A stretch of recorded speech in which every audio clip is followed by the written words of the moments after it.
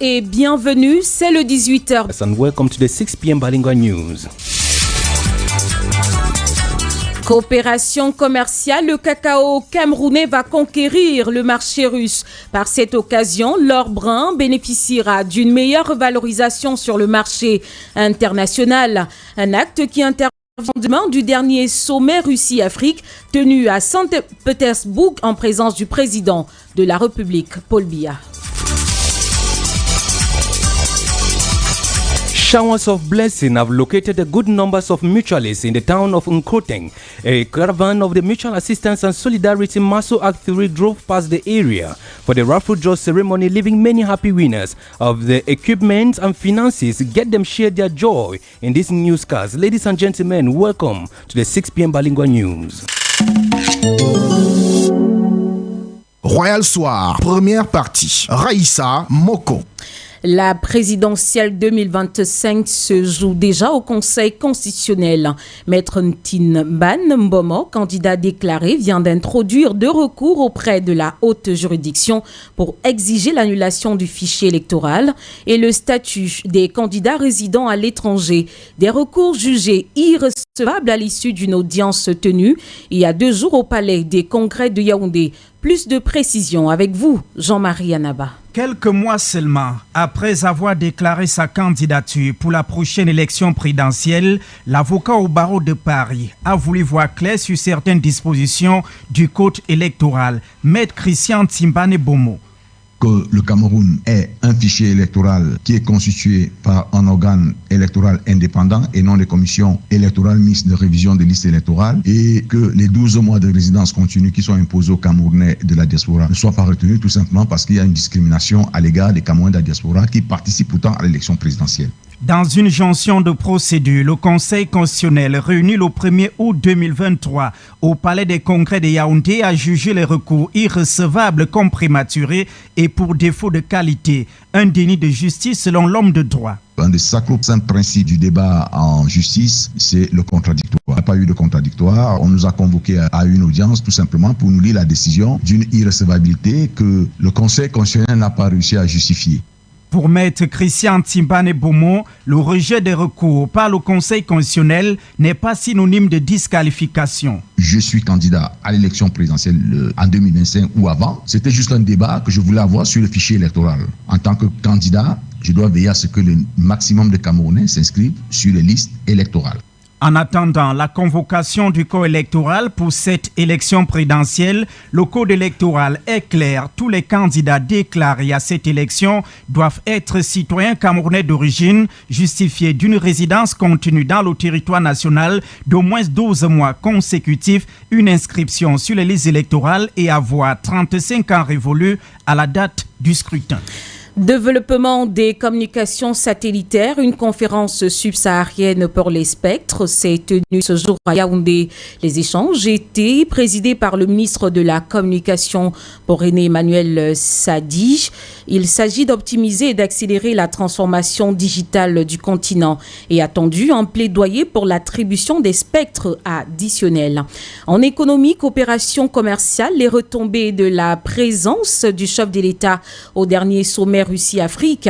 Conscient du monopole qu'exercent les chocolatiers français sur le cacao camerounais, le ministre du Commerce vient de manifester la volonté de notre pays à conquérir le marché russe avec le cacao local qui est en voie de bénéficier d'une meilleure revalorisation sur le marché international. Yannick Sylvain-Guéléhui. En Russie, le cacao s'achète et se mange. Ce pays représente aussi pour le Cameroun un marché potentiel. Les nouvelles révélations du ministre du Commerce sur la volonté de notre pays de faire de Moscou un acheteur de notre cacao est une façon de se défaire de la dépendance vis-à-vis de la France. Iark, expert commercial, consultant cacao. Bien sûr, ça a toujours été un avantage. Le monopole, parfois, entraîne une certaine léthargie dans les relations commerciales. C'est toujours bien quand il y a une sorte de compétition. C'est bien surtout pour le vendeur, en fait.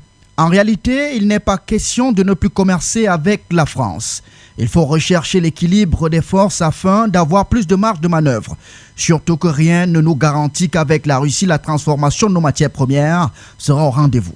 Le fait pour nous de vendre en Russie ne veut pas dire qu'on met nos partenaires de côté. C'est pas ce que ça signifie. On va continuer à travailler avec nos partenaires chocolatiers, évidemment. Là, ce ne sont que les échanges qui nous le diront. Mais ce qu'il faut comprendre, c'est que personne n'a intérêt à ce que vous transformez votre cacao. Dans un partenariat, il faut toujours essayer d'évaluer les enjeux. Là aussi, le cacao. Pourquoi vous pensez qu'un chocolatier va vous apprendre à transformer votre produit? C'est pour que vous lui piquez son business, en fait. Le transfert de technologie est déterminant. Il revient au Cameroun de se doter des moyens pour pouvoir l'acquérir, car la Russie, elle aussi, est guidée par ses propres intérêts.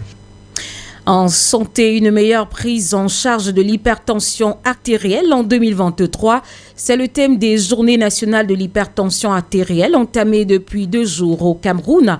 Au terme d'une concertation entre cardiologues tenue ce 3 août à Yaoundé, il en ressort que le taux de prévalence est passé de 18 à 29,7% ces derniers temps, avec des victimes de plus en plus jeunes. Les citoyens sont-ils conscients de cela? Vous testez leur niveau d'alerte vis-à-vis de la maladie. Florent Goyam. Le niveau de connaissance des Camerounais sur l'hypertension artérielle est approximatif. Dans les rues de la cité capitale, chacun l'a défini à sa manière. Olivier est commerçant et Françoise est Ange, étudiante. J'en ai souvent entendu, mais je n'en sais pas trop dans cette maladie-là. On m'a expliqué que c'est dû au fait de ne pas faire régulièrement du sport. L'hypertension, c'est quand quelqu'un a les nerfs et maintenant, à force qu'elle est maintenant sur les tensions, donc déjà, elle s'est trop énervée, ça monte, c'est ça qu'on appelle l'hypertension. Qualifiée de tueuse silencieuse, l'hypertension artérielle se caractérise par une pression trop élevée du sang dans les parois. Le malade présente alors des symptômes tels que des vertiges, des saignements du nez et dans le pire des cas, des difficultés respiratoires et des arrêts cardiaques. La maladie gagne du terrain au Cameroun et selon Charles, la principale cause résulte de nos habitudes alimentaires. Notre alimentation est devenue aujourd'hui très extravertie. On importe beaucoup et on ne consomme plus bio. Tout ce qu'on consomme aujourd'hui est tellement chimique. On ne connaît pas comment cela est constitué. Tout ce qui arrive sur le marché, on prend, on embrasse, on consomme. Donc c'est ce qui cause beaucoup plus les maladies. Conscients du danger que représente l'hypertension artérielle, les citoyens développent des attitudes afin d'éviter toute exposition à la maladie. Et éviter trop de sel, trop de cubes. Je fais régulièrement du sport pour éviter cela.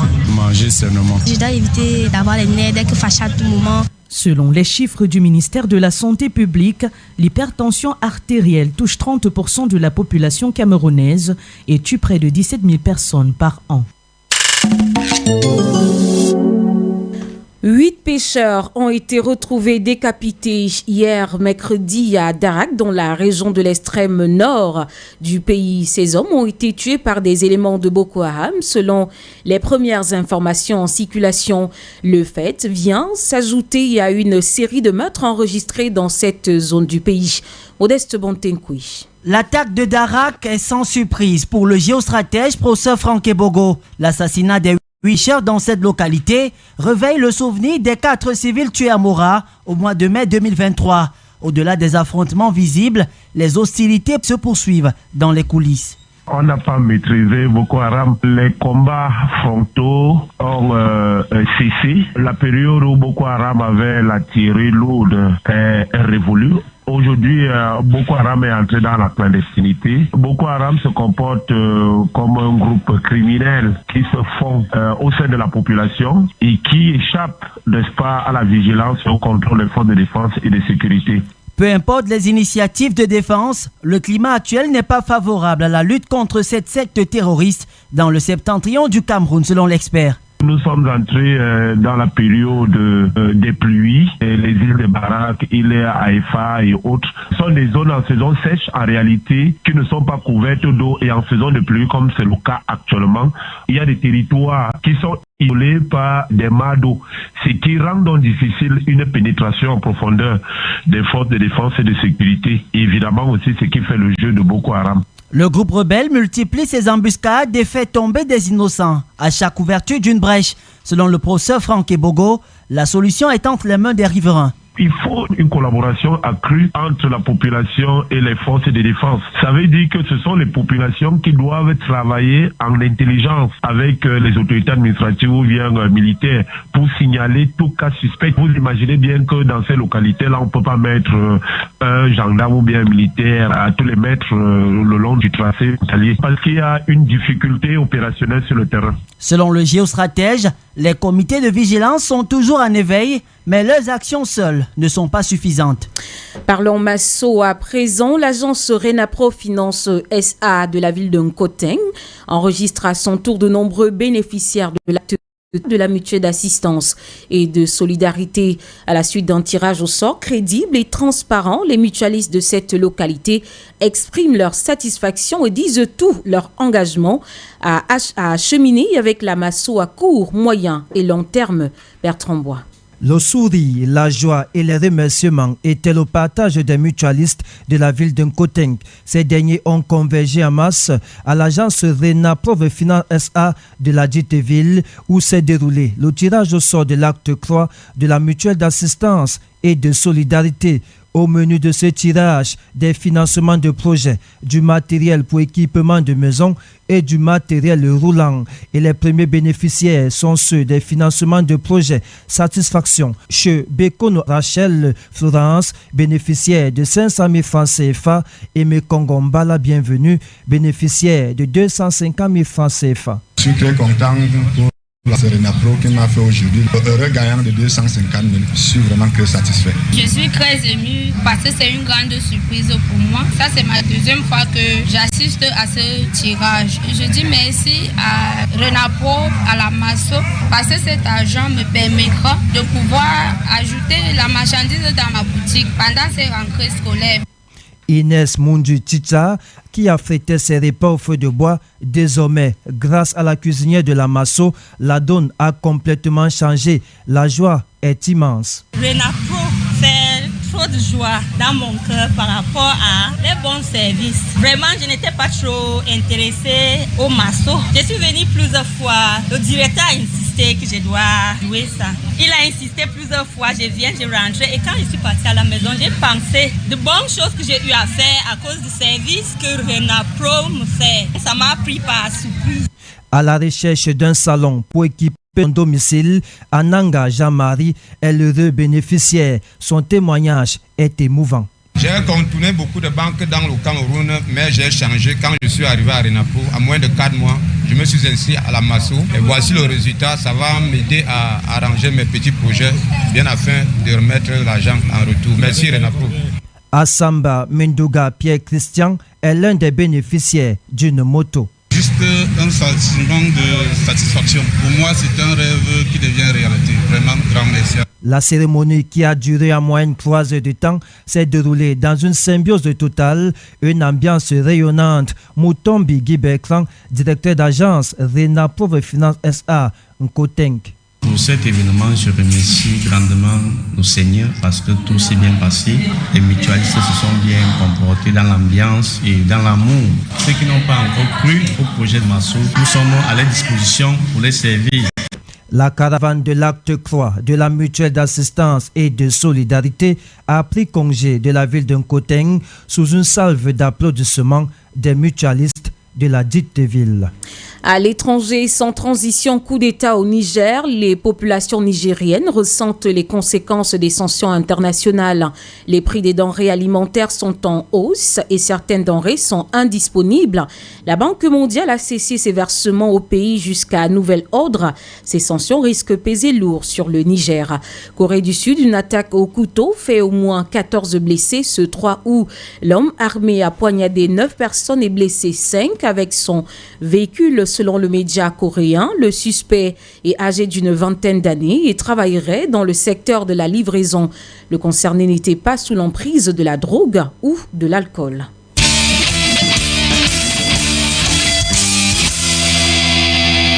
La page sport. sportive.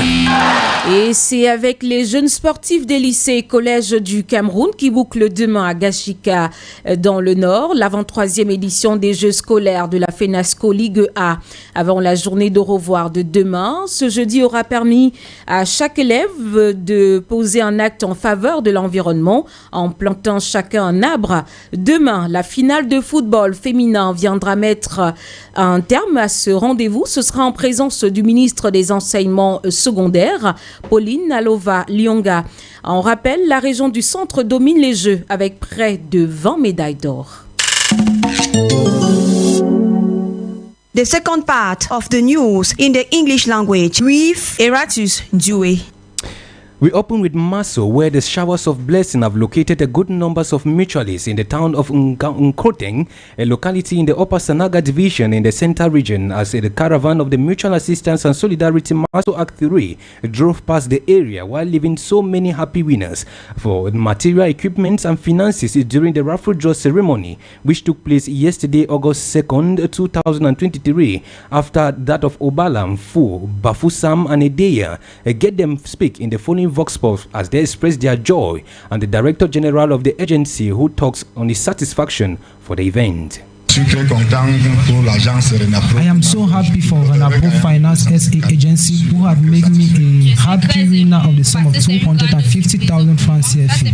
I am very much glad because it is a great surprise for me and it's my second time to take part in this raffle draw. I say thank you to RENAPRO and Maso. This money will help me to buy goods for my shop to prepare for school resumption. RENAPRO fait trop de joie dans mon cœur par rapport à les bons services. Vraiment, je n'étais pas trop intéressée. I was not interested in Maso. I came by severally and the director insisted that I should play, but I was hesitant. But when I went back home and pondered on how RENAPRO has been helping me, so it took me by surprise. Ça m'a pris par surprise. Monsieur Moutoni Bertrand, pour cet événement, je remercie. For this event, I give glory to God because everything went on hinge-free and the mutualists were well behaved in the ambience and in love. For those who have not yet trusted Maso, we are at service. And just to note that registration for Act 4 and ongoing on RENAPRO Finance SA agency. Few days after the second Russian-African summit, Cameroon has reinforced her friendship with the foreign countries in terms of economic and security. Cameroon's business sector, through the Ministry of Commerce, have made public her intention to extend trade with Russia, especially in the domain of cocoa exportation. But what do Cameroonians think about the alliance between the two countries? Our student journalist Mbala Miris interviewed some Cameroonians in the city and put together their views in the following Vox Pop. It's great. It could help our country because President Putin is known to be a man of radical principles. So it could be of help to our country just because the people he's associating with right now could superimpose their mindset. So when I see the alliance Cameroon-Russia, as for me, I think it's a good thing for us Cameroonians. I think we can achieve something behind Russia. It can help some develop some infrastructures, even talking about armaments, because we think that the strongest in the world. So I think it's a good alliance, Cameroon-Russia. Russia is one of the countries powerful. So why not having Russia like a support for our defense? And why Cameroon businessmen plan to extend their trade relation with Russia, the move definitely comes with benefits and possible risks. Our student journalist Glorin Gange caught up with an economics who shed more light in this report. Given that Cameroon has always had commercial relations with Russia, Dr. Hugh Kochu says the recent summit is a reinforcement which will improve the importation of more wheat and fertilizers. According to the Institute of National Statistics, before the Russia-Ukraine war, about 65% of Cameroon import of wheat and 17% of Cameroon import of fertilizers come from Russia. Cameroon's main export to Russia is coffee, tea, and spices. Dr. Hughes Kochu points out one of the risks of this relation, which is imbalance of trade. This is because Cameroon imports more than it exports to Russia. As regards the risk, unfortunately, we record a deficit in our trade balance with Russia of almost 100 billion francs CFA, according to latest statistics from Russia. Any country with a trade balance deficit of 100 billion francs CFA will want to fix it. However, the risk could be managed if Cameroon increases the quality and quantity of its exports. Cameroon should look at strengthening its commercial relationship with Russia. We should not only export coffee, tea, and spices. We should look at how we can export more. For example, woodwork that can be used for building residential properties and commercial property in Russia. So we should definitely look at exporting more of our things that we produce and manufacture in Cameroon to Russia in order to reduce or fix our trade balance deficit return. In as much as trade relations with Russia is beneficial, Cameroon needs to take measures to prevent possible drawbacks. Thanks, Glory Ngange. The Prime Minister, Head of Government, Chief Dr. Joseph John Gute, and a group of United Arab Emirates investors are currently attending the Cameroon UAE Economic Forum in Yaoundé to discuss on the future of Emirate investment prospect, amongst them energy, construction, and air transportation. And on to health, still on World Breastfeeding Day, which continues today, women have different positions they take to breastfeed their babies, and the duration is also different. Our student journalist Awasiri Darin put the question to some women on how they breastfeed their babies and for how long they do so. Get them speak in the following Vox Pop. I breastfeed him while sitting and leaning with my back because I was still very tired. I was still feeling pain, so I was lying on my back. Then I started breastfeeding him. Then when I was tired at times, breastfeeding with my right breast. Then I still press slowly till I feel it's okay. And now the duration was just depending on the baby. When it's like crying, I give. When I look for some hours, like 3 hours, 2 hours, I give. And now the breast was just depending on him.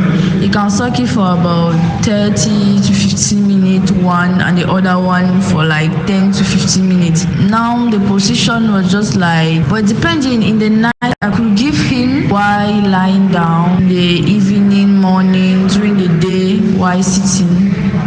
Awasiri Darin also questioned a specialist on the position women should breastfeed their babies and for how long babies should be breastfed, and put together the following report. Breastfeeding is an act of feeding a baby with milk from the breast. Ngwa Egna is a nutritionist. She expatiates on the position of breastfeeding a child. There are different types of breastfeeding positions, and different positions work for different mothers. Some mothers would prefer the most common position, which is called the cradle position, where the baby is held by the mother's arm. So the palm of the mother's arm is actually holding the child's buttock, while the head is positioned on the arm. That she has to be in an upright position, or she can lean on a chair that has arms, that she doesn't strain. The nutritionist also goes on by saying that it is important for the baby to hold on to the mother's breast. The baby does not lie to the breast the right way. The mother also having issues like breaks in her nipple or wounds around the nipple because the baby is not properly latching. So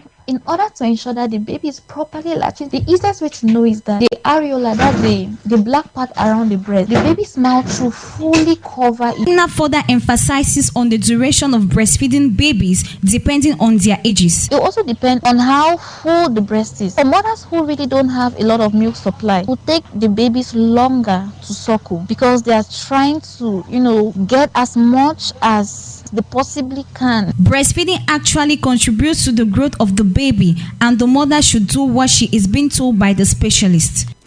Over 100 of peer educators will be deployed in the different neighborhoods in Yaoundé to sensitize youth on HIV/AIDS, STIs, and the dangers of drug consumption. This is in line with the 8th African Holiday Campaign launched at the head office of the African Synergy Against HIV/AIDS and the Suffering in Yaoundé. The campaign was launched by the Minister of Public Health, Dr. Manauda Malashi, of the Ministry of Education and that of Employment and the Vocational Training, Issa Troma Bakari, and the Ministry of Women Empowerment and the Family, Marie-Therese Abena Ondua. At least 8 people have been killed in Darak, far north region, following Boko Haram insurgency. The killing took place yesterday, and it is reported that over 7 out of 8 were killed were fishermen. However, the curb of the insecurity, authorities in charge have prohibited fishing in that part of the area. But what could be the cause for the recurrent insurgency? French Crispin put the question to a geostrategic and put together the following report. According to the geostrategist Salem Ken Richards, the resurgence of Boko Haram attacks in the far north region could be as a result of in the insecurity in the area. What has happened is that the government has relaxed security measures, and each time the government relaxes security measures, we are bound to have sporadic attacks from the Boko Haram insurgents. So up far north, it simply means that the think tank force that was put in place by the different nations should return to work. Reports reveal that most of those killed during this resurgence are fishermen. Looking at this, Alem can Richard attest. Those fishermen might have been leaking some information to the military. That might be the proper reason, because for Boko Haram to just killed without any valuable reason, we cannot explain. But however, it can also be that the Boko Haram have retrained some of their militants and they're coming back very forcefully. As the lone existing solution to curb these Boko Haram attacks in that part of the country, the experts suggest that state officials should install collaboration with the population. The insurance of building permits a direction of building in urban areas, and the law governing construction in and cities of Cameroon have been received. This was during the interministerial meeting in Yaoundé, chaired by the Prime Minister Joseph Dion-Gouté. The session, organized on the instruction of the head of state, was aimed at identifying measures to reduce the risks of posts of building which constitute the threat to the population. The meeting comes days after the building collapse in Douala, 5 subdivisions, and that of Gaoundéré, conceding that numerous Cameroonians were evacuated. Meantime, the Douala City Council have taken measures to avoid the repetition of building collapsing and killing people. The measures include demolishing building in risk zones, accusing people or asking people to leave the areas where they live at risk. Our student journalist Banda Leon went down the streets of Yaoundé to have the point of view of some Cameroonians about the above mentioned and put together their views in the following report.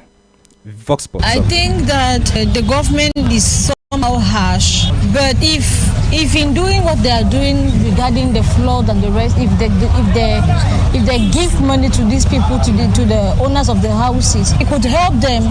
But if they are doing that, if they are driving people without giving them money, without giving them something so as to be able to have something else, then it's not going to be fair at all. It is true that the insecurity is there, but I think what they could have done is that they could maybe impose a way of building. That's they feel that the maracage very well before building. Some of those people stay in these quarters where they suffer the consequences of flood at any moment. The same facts can be applied in Yaoundé. It's true that Yaoundé is a spacious area. We can find it's a place where you can find there's enough space in Yaoundé compared to Douala, because Douala is an economic city with congested and that's so tied up. So I think Yaoundé is an area where they can easily be applied. I think if they have to apply the facts they apply in Douala concerning floods, it can be very easy for them to apply it. The measures the government has taken to drive people away from dangerous places in Douala is very good because it saves lives. Driving people from those dangerous areas can actually very save their lives, and it can also be applicable in Yaoundé because there are also many dangerous places here. So I think it's a very good idea, but the government also have to take some measures to help the people that are driving from those dangerous places. And on to education, the 2023-2024 school year is fast approaching and few weeks left for official start of classes in Cameroon. Among students to resume schools are those who were unable to succeed in the end of course exams during the last academic year. But how are they preparing for the forthcoming school year? Our student journalist Mendomo Erika went down the street of Yaoundé and interviewed some of them and put together the following report.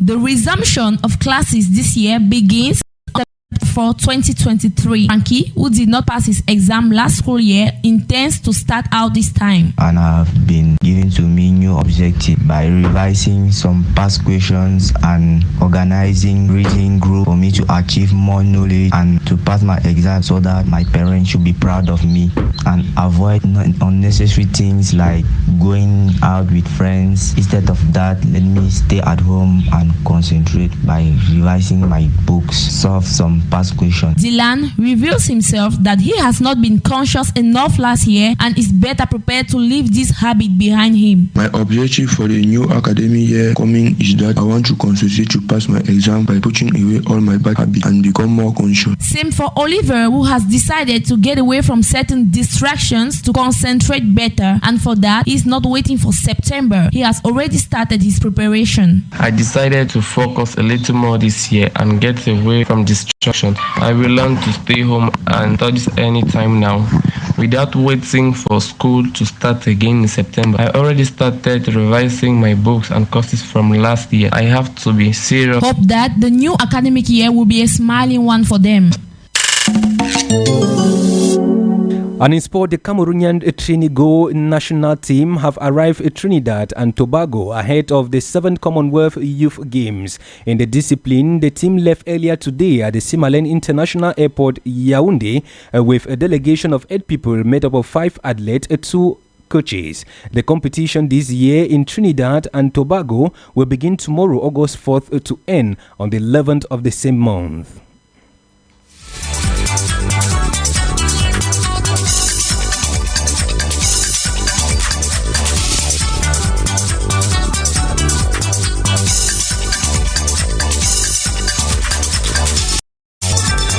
Ladies and gentlemen, that was the package we gathered for you for the 6 p.m. Bilingual News. Irish Kweme was our sound engineer, Jean-Marie Otu, our video editor. The script was edited by Evans William Jobati, Gregoire Tama. The news was edited by Bertrand Owona. Editorial coaching, Ebe Bella Samari. Coordination, Jean Patiental. And for general supervision, Reverend Pastor Bisai Emmanuel Noël. For presentation, we have been ERATUS NDUEH. RAISSA MOKO. À demain, ERATUS NDUEH pour notre production du 18h bilingue. Pour la suite, dans un instant, Royal Show Francis Libéral. Bonsoir. Bonsoir, Raïta Doué. Et bonsoir à tous. J'aime bien le style en fait. Merci. Bon d'arabe, c'est plutôt relax en soirée.